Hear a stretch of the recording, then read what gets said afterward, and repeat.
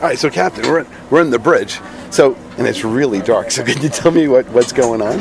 Absolutely, yeah. The bridge at night, we have to keep the bridge very dark for our night vision, so we can see outside the windows and pick up any potential contacts on the horizon out there. So we have to keep our night vision intact. We can't have any lights except for red lights. They're okay. They allow us. They will not disrupt our night vision. So bottom line, we have a lot of equipment up here to help us to navigate the ship. We have watch standers in place that run all the different pieces of equipment. Primarily, the one who's running the bridge right now is called my OOD, Officer of the Deck. So he's basically representing me when I'm not up here, and he is driving the ship. It's a very arduous process to get your Officer of the Deck ball, which culminates in a oral board with me to make sure that I have full trust and confidence in their ability to operate. And when they pass that, then they get to wear a tan ball cap, and that indicates that they are in charge of the deck, the Officer of the Deck. So he's running the show, and then he's got a cast of folks to help him out as well on all the different pieces of equipment. We have radars, obviously the helm to drive the ship, and then a whole navigation team back there helping to keep us on track and where we're going. How many people are normally on the bridge at any given moment? There's usually about 10 or so up here, just based on we have different levels of operations based on what we're doing. So tomorrow, when we transit up to New York, we'll have a more robust team up here, obviously, because we'll be doing a little more detailed work than we are right now, just floating around in the ocean. So it'll be a lot busier up here tomorrow. But yeah, so we have this all over different pieces of equipment. This kind of helps like our dashboard right here. So this tells us what our engine instruments are doing, like our pitch and RPM, what the wind is doing to us. So right now the wind's kind of in the rear quarter. We've got our speed, so we're kind of just sitting here. We're not really moving too fast because tonight we rushed up here yesterday to meet you guys so you guys can fly aboard. Got in our steam box, and now we're just kind of hanging out in a holding pattern until we push tomorrow to head up to New York. We're going to take a few more helos on board in the morning with some more passengers coming, and then after that we're going to start the parade of ships up into Manhattan. So right now we're just kind of idling around in we call it a little steam box that we drew. The navigator drew it on the map, and we're just going to stay in there and kind of do circles tonight and wait until the morning before we head into Manhattan. So can you answer the million-dollar question for us, which is, where are we? It's the number one question. It's the number one question. Because there's no reference points. That's right. We are, we're in the Atlantic Ocean. So you probably figured that one out. Actually, we're just about 50 to 60 miles off the coast of New York right now. Yeah. How long of a flight was it in the helicopter? 20 minutes? Yeah, about 20. Yeah, about 20 minutes. Yeah. Okay, that's not too bad. And it was a great ride. It was a great ride. Well, I'm glad to hear that. Absolutely. So if we were, where is New York relative to our view? Right? Is it right off now? to the left? It is. Yeah, our view. It's north. So right now we're heading 281. So it's pretty much basically in that direction, about like right there. So just a little bit to our right of the bow. I see, right. Those are the city lights probably bouncing off the clouds. That's probably, yeah, there you go. Well, that is interesting. Yeah. Oh, yeah. Why is it is so dark? Why it has to be dark here? It has to be dark up here so we can maintain our night vision, so we can see out at night. So we keep all the lights up in here so we don't, because if you're in a bright room, if you then go into a dark environment, you really can't see very. It takes a while for your eyes to adjust, so we keep it dark in here so our eyes are always adjusted, so we're able to see outside to keep a good scan going. But if you notice, there's one color light that's everywhere. What color is that? It's sort of red. It's red and green. Red light, yeah. So that one doesn't damage our night vision. Your eyes don't get tricked by that one. So we can have red lights for all of our indications, and we can carry little red flashlights too. So I can give you just a quick tour. We have, like I say, a radar display here, so they're using that to kind of paint the picture for any contacts that are out there. So we have folks who know how to use the radar. And then back over here. Oh, I want to touch it so bad. Well, you can just like touch like that. And then back here this is the helm. So this is where the steering and the throttle are right here. So very important job. Driving the ship right here. This is where it all happens. And that's her dashboard. That's what she's using to drive our great warship right now. So she's got the rudder in hand and throttles as well. And how long have you been doing this? A year. A year. Yes. How fast can the ship go? They can go, 24 knots. over 20 knots. Yeah. Over 24. Oh yeah, it can go pretty soon. And what's the range before refueling? It just depends on how fast we're going and what we're doing with the ship. So we can carry a lot of gas, but yeah. And how old are you? Can I ask you how old you are? Yeah. I'm 32. Yeah. Yes. But Captain, this ship is designed to be a part of a group that would, do some of the most intensive combat operations the nation could imagine. What would it be like if we were on this deck at this hour, and you and the Navy and the Marine Corps was being asked to do an amphibious assault? What would we see? What would be happening up here? Yeah, it would be very busy, obviously, because we would have to be coordinating with.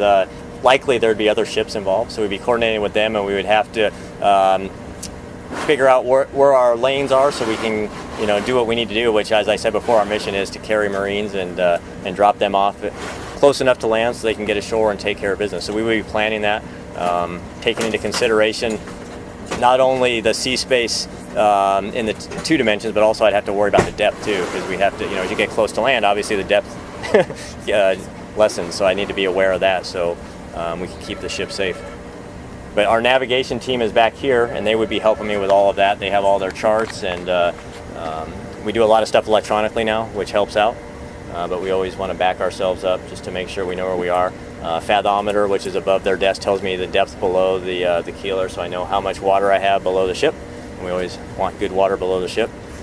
And then I sit way in that back right corner over there, so I would typically be over there, kind of just overseeing the bridge. I'm counting on my OOD though to really run it. So he's the quarterback up here. If you think of it, the football team, the OOD is running it, and then I'm the coach over there, on the sidelines, making sure everything's. The officer of the deck. Yes. So they're basically running the show, and I'm sitting on the sideline coaching, making sure everything is going as planned. Let's see over here.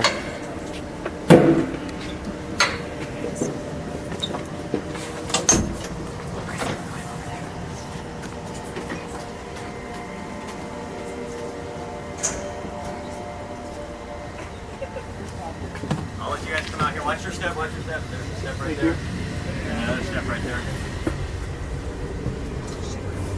Wow. So this is our bridge wings. Yeah, watch your step. Everybody watch your step. 2 steps. There you go. There you go. Watch your step.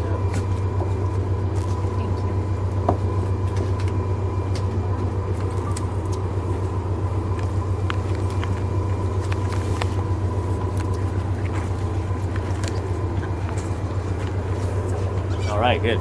Yeah, so this is the bridge wing. So if we're doing refueling operations where we come alongside another ship to refuel or resupply, I will do that from out here. There's my chair right there that I would be sitting in, and we stand right up against the rail here to get a good perspective on where we are with regards to the other ship. And when we come alongside, we're very close to them, and it can take a few hours, so it's kind of a long operation. But I do all that from right here. How often do you do that? It just depends on how often we need the resupplied, and how, based on our operations, how much fuel we're using. But we could do it as often as every couple weeks. It just depends. So there's really no set schedule for that. Also, like tomorrow when we pull into to port, I'll be up here, and this is where I dock the ship from, the bridge wing, so I can see real close to the pier on what we're doing. So I have good perspective on the relative motion between the ship and the pier. So I spend a lot of time out here on the bridge wings. We also have a watch out here 24/7, and they stand and keep a good lookout on both sides of the ship to make sure that we can stay safe when we're navigating. So there he is right there. He's keeping a good lookout on the ship. And there's a lot of space up here. Not all ships have this much space, so it's definitely some elbow room. So is this the prime real estate? This is good, yeah. On nice days, this is a place to come. If it's freezing out and windy, it's not, it's not quite as desirable. But on a night like tonight, absolutely, it's a great place to be.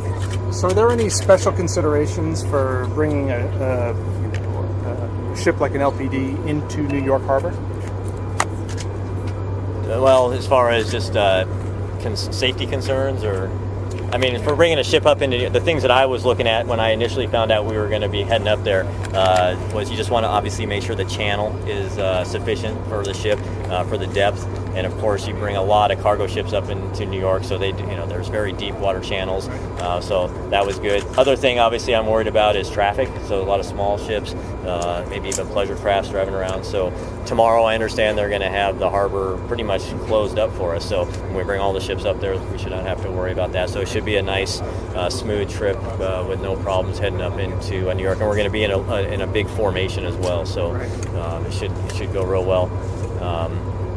But I'd say we found out we were coming to New York about 6 months ago, and we have been planning for it and are super excited about getting the opportunity to come up here. I've never had the opportunity to do a fleet week, but I've heard from those who have done it that it's a really cool experience, and I'm definitely looking forward to it. I know the crew is pumped up because we've been working hard this year, a lot of inspections, a lot of exercises, so they've been counting the days so we get the opportunity to come up and experience Fleet Week New York. And so who ultimately steers the ship?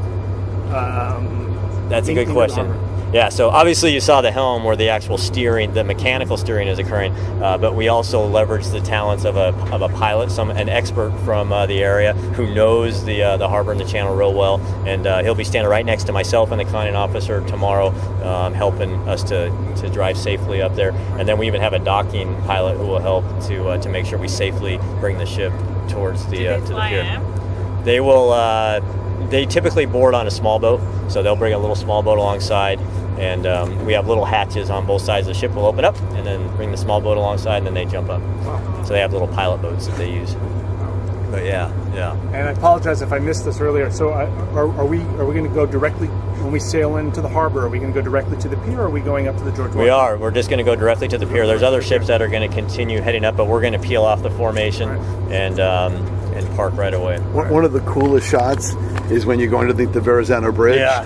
And then what you do is you kind of have your video camera and you just do the whole, going underneath, and then you see it behind you. It's a great video. I'll share it with you. Do you have any guns that you're going to fire tomorrow? Like any No, I think they fire them from Fort Hamilton. Right, you're right. Yeah. And then we'll pay our respects and our honors from the ship. We're gonna man the rails with everybody in uniform, so it'll look real sharp. And then we'll pay honors with salutes when we go by the fort there, as well as Statue of Liberty, and then the 9/11 memorial at Freedom Tower. Yeah. What will those be? I'm sorry.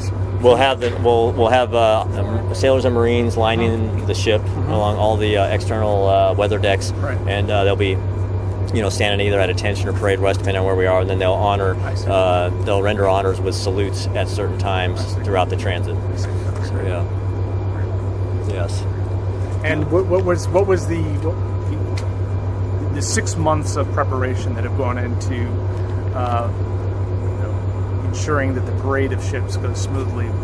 Sort of what's the main part of that planning? Yeah, the 6 months of preparation was one piece of it, but it was also we're hosting a couple of receptions, so there's some planning that went involved there. So a little party planning, as well as we're being given the opportunity to do a lot of really cool things out in the city. So just coordinating that, just to make sure we have the right people going to the right events. There's different shows we're going to, different Comrail projects we're participating in. So just a lot of great activities for the sailors to get out and mingle with New York citizens. And then also we're going to be hosting tours on our ship every day from 8 to 5, Thursday through Monday. So everybody can come on out and see the capabilities, see what we do. And we're definitely looking forward to meeting New York citizens on board the ship. And have you been in New York? I have been there a few times. I actually lived there for a year when I was very young. And I have a little bit of family still left there, so I'm going to meet them when I'm up there. Most significantly is my grandma, who is going to turn 109. Oh, wow. And yes, I can't. So I'm looking forward to seeing her. Your grandson. Wow. Yeah. So does she know that her grandson is? She's excited about that. She's been a cheerleader for me throughout my whole Navy career, and she's got a picture of me hanging up in her living room. So I'm definitely looking forward to that activity. Will she be able to visit? Unfortunately, I don't think she's getting a little bit too old to make the trip up to the ship, but I'm hoping I can get some time off so I can go visit her and at least spend some time to see her. Yeah. Does she Skype you? No, she doesn't. No, I mean, that'd be really cool, Hey, Grandma, look. To get and see the city. What is she making you for dinner? Oh, that's a great ravioli. She's Italian, so she makes great raviolis. Absolutely, yes. And I bet the sauce is made from scratch? It is, absolutely, yeah. There you go. She does not serve jar sauce. She makes that crystal clear, yes. Only homemade sauce. Exactly, yeah. So, What are your fondest memories of your grandmother growing up? Well, it would definitely be the food. Like Sunday nights? Yes. Yeah, there you go. She makes a mean Sunday night meal, absolutely. Yeah. Was she always from Queens? She came over from Italy and spent a majority of her life in New York area. Her older years, definitely the last 50 have been in the Queens area. Oh, 50 is a good run, yeah. Exactly. And where did you live when you lived in New York? I just lived right down the street from her for a while there. It was when I was just a baby, and then from there I spent most of my years being raised in Colorado. All right. Yeah. And were you born in New York? No, I was actually born in Seattle. Born in Seattle, the other okay. side of the world, other side of the country there. So yeah. So, but no, I'm looking forward. I haven't really spent too much time in Manhattan. So if you have any recommendations on good Italian restaurants, let me know. You can go to my restaurant. Oh, you have a restaurant? Italian restaurant. You really? Yeah. Oh yeah. Right. And that's in Manhattan? Right in front of United Nations. It in is? Long Island City. Wow. Yeah. Okay. You can take grandma there. Oh yeah, that would be epic. 110. Yeah, 100. Yeah. Well, she'll be 109. So she'll be 109. 109? Yeah, this Okay. year in August. Okay. Yeah, I have a place, Forlini's, on 93 Baxter Street. Oh, is that right? I did a radio show with them and cooked with them in their kitchen. Oh, no kidding. Yeah, it was great. All right. They've been at the same location for 3 generations. Wow. And the restaurant was started by, I think, the grandfather after World War II. Yeah, and you see, they showed me the 1957 menu. Yes. A beer was a nickel, and I think a bowl of spaghetti was a quarter, and it was really. And they have all these great old pictures, the black and white pictures on the wall. Men are wearing hats, and the raincoats, and people are really well dressed, and it's like the 3rd generation now. They're really cool people. Wow. So yeah. Oh, that's awesome. Yeah. So it's good. That's a place. I go to the courts a lot downtown, Yeah. and it's right behind the court. So it's a great place to go for lunch. Yeah. No, that's a great recommendation. Absolutely. It was just finding a passion that I really that really resonated with me. And growing up, I liked mechanical stuff and cars and drag racing and stuff like that. And I kind of was pursuing a career in drag racing for a while right out of high school, and which I thought would have been a lot of fun, being the driver for a Top Fuel NHRA dragster, and then I got a little exposure to aviation. I did see the movie Top Gun. I will admit that kind of opened my eyes to what was out there, and went to the Navy and asked about the programs, and they laid it out for me what was available for me, and one thing led to another. I ended up getting into the Navy.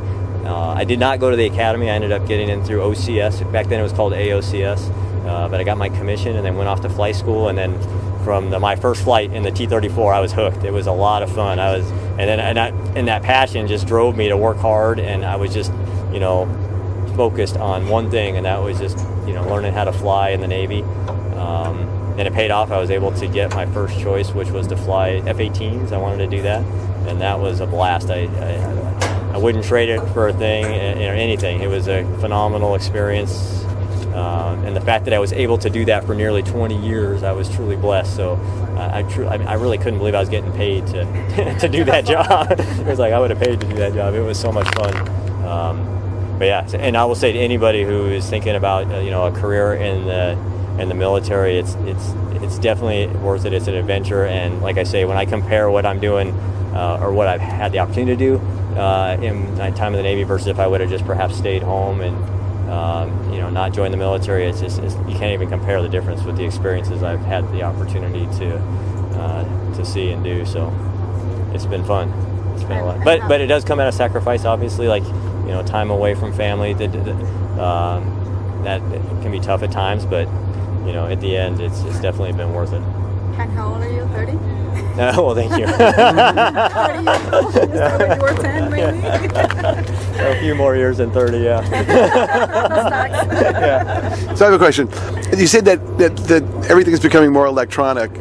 What does the threat of cyber attack play into the role in defense of the ship? Because everything is now electronic warfare, and that's increasing. Yeah, well, no, you're absolutely right about that. So definitely something that we have to consider and plan for and train for. Is part of the answer to stay analog to some extent? Well, there's obviously a lot. Yeah, there's a lot that goes into that, but definitely something that we have to consider nowadays. Yeah, absolutely. So for sure. So you must have traveled the entire world, the entire Earth. No, yeah, that's another great thing about the Navy, you can see a lot more than you would if you just stayed in your hometown. I have had the opportunity to see pretty much the entire world. So I've done 6 deployments overseas, and I've had the opportunity to go to Australia 4 times, and to Asia, the Middle East, Europe. So it's once again all the great things that a Navy career will afford you. What's your favorite restaurant when you go to any of these places? No, that's good. They all, every place you go kind of has a restaurant that you want to return to. So depending on the location, absolutely. Some of them I don't even remember the names. I just remember kind of the location, what street corner they're on, and we find our way back to it, and the food's still just as good as it was the last time we were there. So absolutely, so good. But yeah, so this was the bridge wing. I just thought you'd like to see it out here, and More importantly, thank you for the excellent conversation. Oh yeah, no, thank you for coming on board. Thank you. It's an honor to get the opportunity to host you, and we're looking forward to a very fun week in New York City.